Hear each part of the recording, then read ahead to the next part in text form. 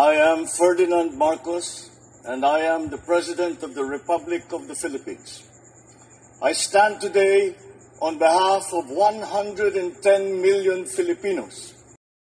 Hello people and hello universe, it's me again. Shout out sa inyo mga beswa, mga Marcos loyalists and supporters. Nako, mayroon tayong napakagandang upload videos mga bes. Panoorin nyo hanggang dulo. Itong interview ni Katunyeng kay Mr. Rason through the lens, courtesy po ng PCO. Nako, ang ganda. Dito nyo makikita guys, mismo si Mr. Rason, nakikita niya kung paano gumalaw si Pangulong Marcos Jr. At dito rin natin masasabi na si Pangulong Marcos Jr. ang pinaka-the best na Pangulo na mamumuno bilang Pangulo ng Pilipinas. Bakit?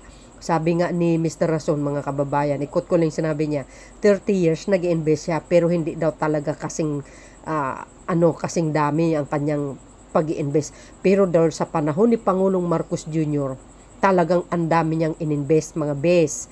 Bakit? Kasi may policy daw talaga si Pangulong Marcos Jr. Kung i-compare mo sa mga past admin, walang polisiya, no? At dito nyo malalaman guys, sa sinabi ni Mr. Rason, na talagang si Pangulong Marcos Jr. gumagawa ng paraan mga bes para maresolba ang problema, lalo na pagdating sa mga bayaran sa kuryente, ang mahal, di ba? Alam nyo, kung nakatutok kayong mga past admin, alam nyo matagal na sana maresolba eh. Pero dahil dito mga bes, si Mr. Rason na lang ang magsasabi at nakikita kung paano gumalaw si Pangulong Marcos Jr. At sa mga nagpapakalat ng fake news na sinasabi na wala na daw mag-invest dito, huwag kayo maniwala, no? Kasi fake news yun guys. Si Mr. Rason na ang magsasabi sa inyo mga kababayan. So dahil dito mga bes, panoorin nyo para kumpleto Ricardo hanggang dulo. Nako, ang ganda itong interview. Nakaka-overwhelm talaga, no? So see you again guys on my next upload video. Eto na. Well, speaking of kuryente, maya-maya po meron po tayong makakahuntahan tungkol po sa ating energy sector.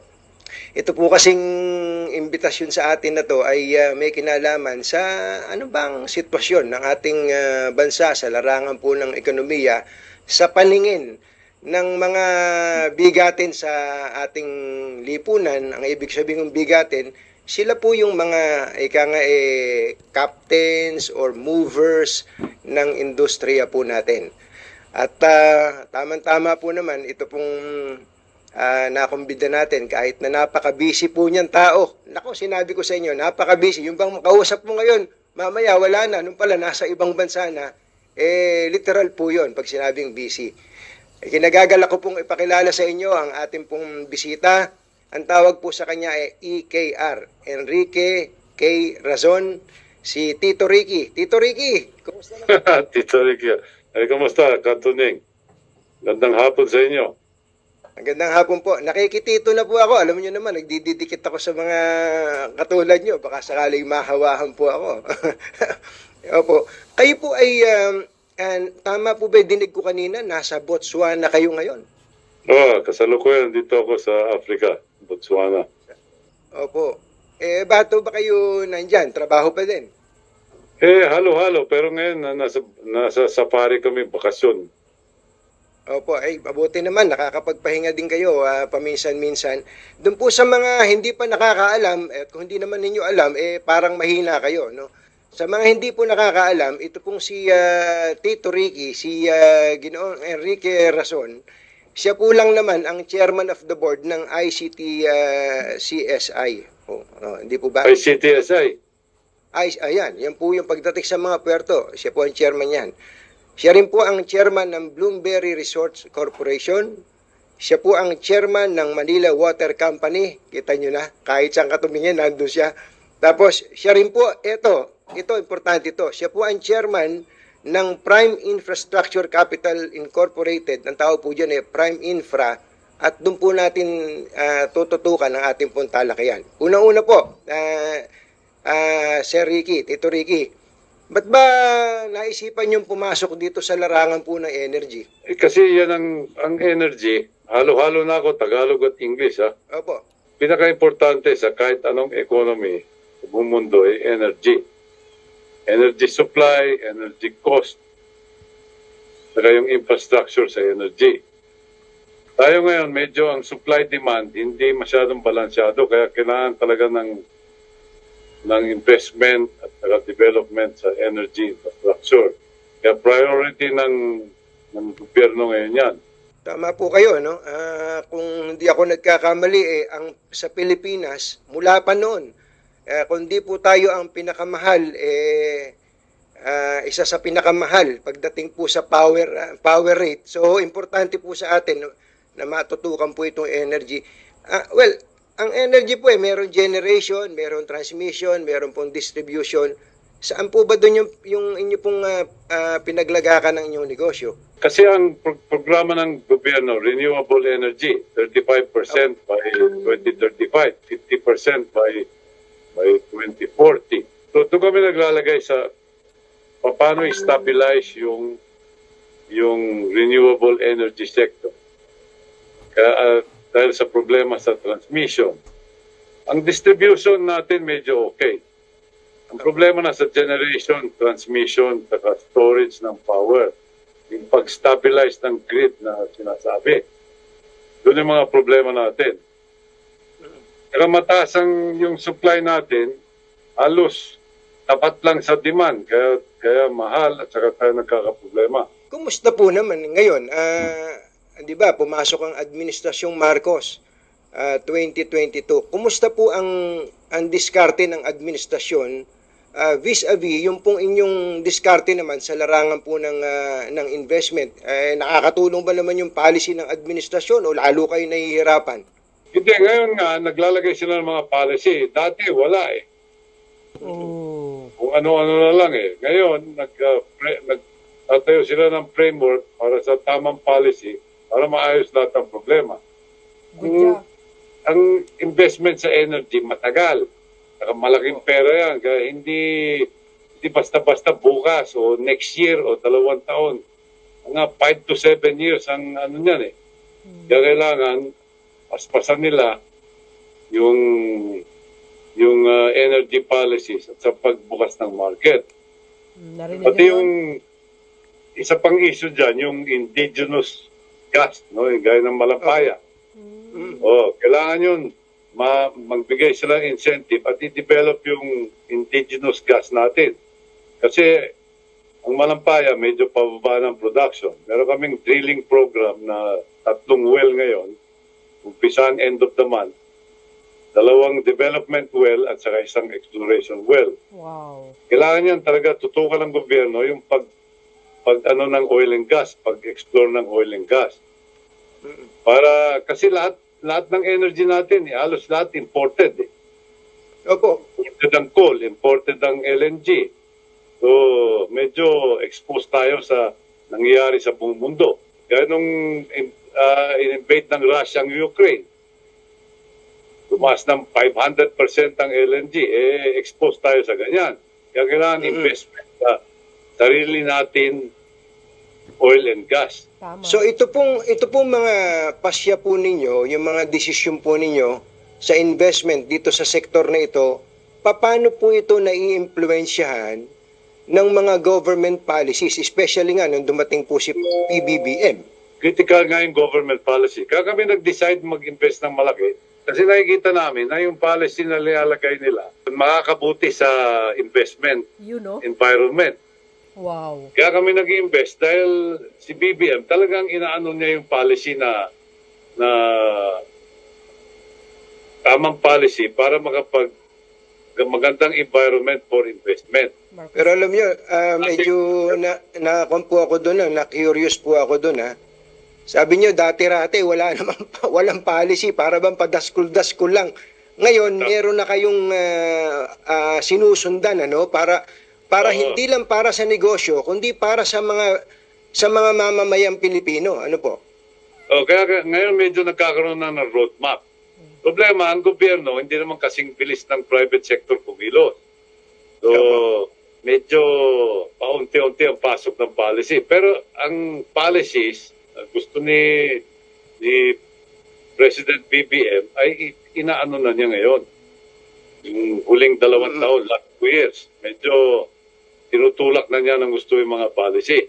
Yung DOE medyo maingat, medyo hindi naman pinakamabilis na kumilos, pero kumikilos na ngayon. Wow. Mm-mm. PBBM lang Iba sa talaga alam. pagka pinupukpok ng presidente, ano, ang DOE, Sir Ricky? O, kailangan lagi ng pupulin pa rin mga policy.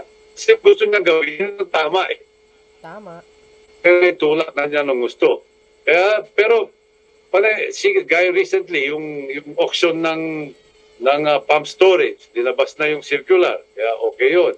Wow. Yung pag-extend ng Malampaya contract last year, yung mga policy na... So, nagkakaroon na ng tamang mga policy na dati wala. Good job, Puntahan nga po PBBM. natin yung renewable energy sources. Hindi po kasi madali yun eh, no? Yung bang nasanay tayo dun sa traditional, conventional, tapos punta ka sa renewable. Ano po yung mga challenges na inyo pong na-encounter? The challenges sa renewable, kasi ang number one challenge dyan, yung grid, transmission grid. Yung grid natin medyo luma-luma at paminsan-minsan nagda-down. Nakita mo, biglang yung mga ibang region, biglang may mga brownout na mahaba dahil medyo luma Opo. na yung grid natin. Kaya yung grid ang pinaka-importante para sa renewable. Kasi renewable, solar, wind, hydro, saka geothermal, pag malaking investment pumapasok yan, gaya nangyayari ngayon, hundreds of billions na investment sa renewable. Wow. Kailangan kaya ng grid. Problema natin, nahuhuli yung grid. Nako, kumbaga, halimbawa, nabanggit yung solar farm. Halimbawa, may solar farm ka, tapos ang ganda ng production, tapos pupugak-pugak yung grid. Ang laki problema nun. Kasi kung marami mag-invest ng solar at hindi kaya dalhin ng grid, babagsak yung grid. Kaya kailangan, ang importante dyan, may kasamang storage, yung tinatawag na pump storage. Gaya ginagawa namin ngayon sa Wawa at saka sa Uhunan. Yan design para ma-stabilize yung grid. So yung excess na solar, saka kaya mo wind, i-store mo muna sa tubig. Medyo technical. Tapos, yung tubig mag-generate ng power para ma-stabilize yung grid sa mga oras na mataas ang demand ng power. Yung daytime na tinatawag, yung peak, alas 9 ng umaga hanggang alas 6 ng gabi, alas 5 ng gabi. Yan kailangan stable yung grid. Kaya yung pump storage, critical dyan. Nilabas na ng gobyerno ngayon yung huling circular para dyan. Wow. Kaya tama yun. Oo. Dati wala naman tayong mga ganun eh. Ngayon talaga na-systemize na yung Imagine po, ano, ang dami-dami pala nating kuryente na ipoproduce, tapos may lugar na brownout. Sakit sa ulo nun. Kasi hindi kaya ng grid. Paspasan din nila yung development ng grid. Oo. Hindi pwedeng isang sangay lang, yung isang aspeto lang ang pinagbubuti. Ginagalingan nyo sa generation, patulog-tulog naman halimbawa yung in charge do sa transmission, patay kang bata ka. Kaya kailangan sabay yun. At Bakit? yan generation, distribution, at saka yung transmission, tapos distribution. Sa mga bahay, sa mga factory, ganyan.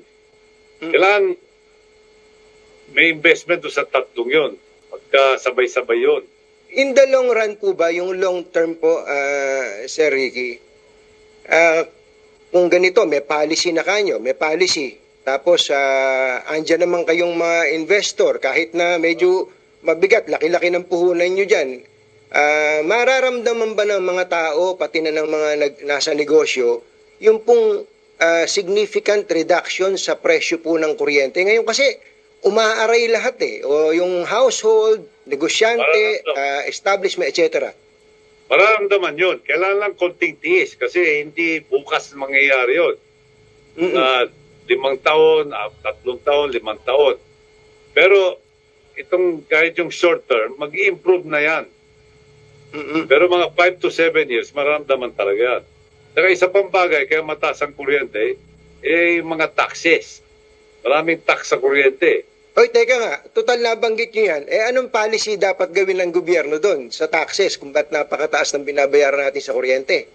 Kasi gobyerno, kailangan talaga ng pera. Madali tax yung kuryente. So, kasi ano yun yung billing, yung lahat yan, maayos lahat yun kaya madali tax. Gobyerno rin, kailangan ng pera. Kaya medyo hindi kagad mabababa eventually, kailangan babaan lang tax sa kuryente. Yung pong binanggit nyo na may short term tapos long term, mga 5 to 7 years, magkwentahan nga tayo ng panahon. Sa tingin, nakakadalawang taon na si BBM po 4 na taon na lang po siya. Tingin nyo po ba bago siya bumaba sa pwesto, magiging happy naman tayo mga consumers tungkol po sa presyo ng kuryente o power rate? Oo, mangyayari din yun. Taon-taon, kakaroon na ng medyo bababa hanggang nasa competitive level tayo. Pero every year may mararamdaman yan the next 2-3 years. Yun ang importante. Kasi alam nyo, kaya ganun po yung tanong ko. Siyempre, tayo magkukwentuhan dito. Sasabihin ng mga kababayan natin na siyang nakararami, yung mga middle class o kaya yung mas mahirap pa. Sabihin, puro kwento naman kayo. Hindi naman namin nararamdaman yan Yun lang kasi hindi pwede madaliin Kasi puro construction yan, puro engineering, investment. Buti nga maraming mag-i-invest dito sa sektor na to Wow. Opo. Dati wala nag-i-invest dyan Marami po ba ngayon? Pati mga foreigners, ganon? Kasi na-lift na yung foreign restriction sa renewable Kaya pumapasok na yung mga foreigner. Dati restricted ang foreign ownership Ngayon, na-lift na ng gobyerno. Isang critical policy na nagawa ni PBBM yan. Oo. Na hindi mentras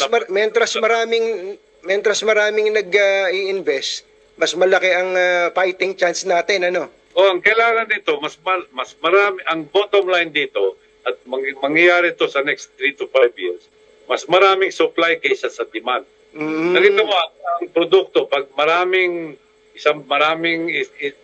isang klaseng produkto at konti lang bumibili, bumabagsak ang presyo niyan. Ganon din yan sa kuryente. Tama po. Ang hindi lang makontrol yung fuel. Kaya kailangan mag-develop tayo ng domestic source of fuel, yung indigenous gas. Sa ngayon, isa lang, Malampaya. Yung hindi tayo masyadong dependent sa imported product, ano? Nag-import na tayo ng pagkain, nag-import pa tayo ng energy. Masyado na tayong exposed. Doon po sa aspeto na binanggit nyo kanina, marami nag-i-invest sa energy sector, dayuhan man o kaya mga katulad po nyo na nagmamahal sa bayan. Bakit po? Anong ibig sabihin nun in relation to the government of BBM?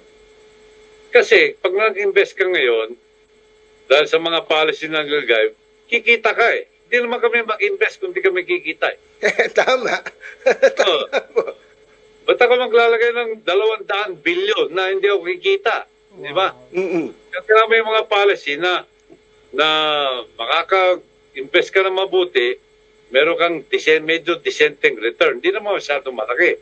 Kasi nga may kailangan yung presyo ma-maintain ng So, kailangan yung balansyado.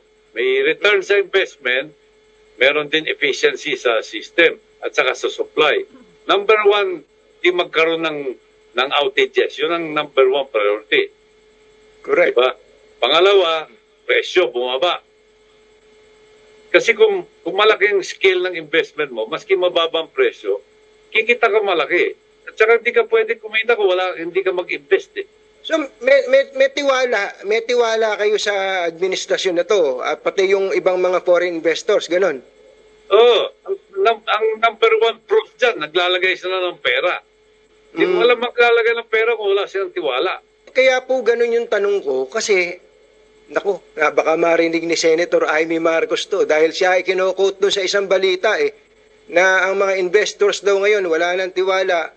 Kaya daw po yung mga Taipan, binubuhat na yung pera nila, inilalabas na, dinadala na sa ibang bansa. Totoo po ba yun?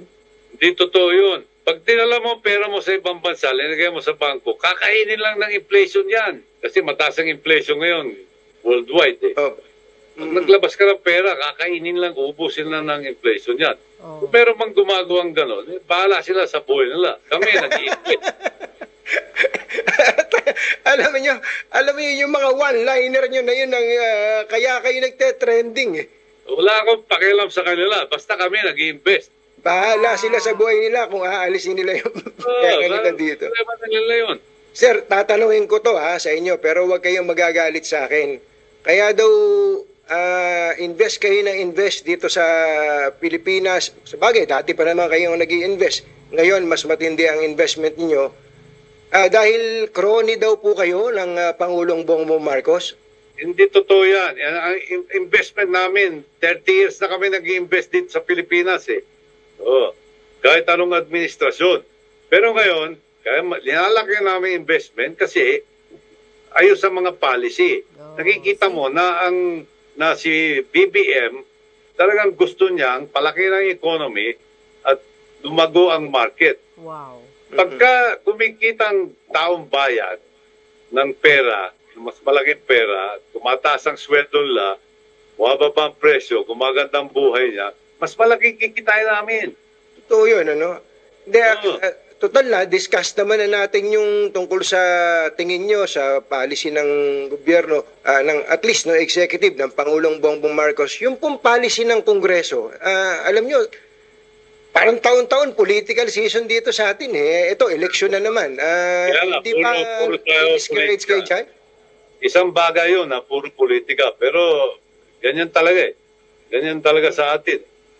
Puro politika ang ano eh. So, pero yung pag napasa nila yung Create More na bill, malaking bagay yun, makakabuti sa atin. Saka yung mga ibang administration, yung gas bill para sa indigenous, pag pinasa nila, makakabuti sa bayan yon. Kaya sa politika, sila ng politika, pero meron naman sila na pinapasa na mabuting mga batas, no? At saka mga policy. Kaya isa-isang bagay, magulo sila, isa-isang bagay, tatrabaho naman sila. Pwede na puro na lang sila politika at gulo, di ba? Kailangan mag-produce din sila. Magtrabaho din, ano? Magtrabaho din. Nagtatrabaho naman sila eh. Saka yung away-away niyan, yung mga sa politika lang yun eh. Saka hindi rin naman. Sanay na kayo, ano? Iba-ibang klaseng politiko na dumaan sa buhay niyo eh. At saka pag nakita mo naman yung politika sa ibang bansa, ang gulo na nila ngayon.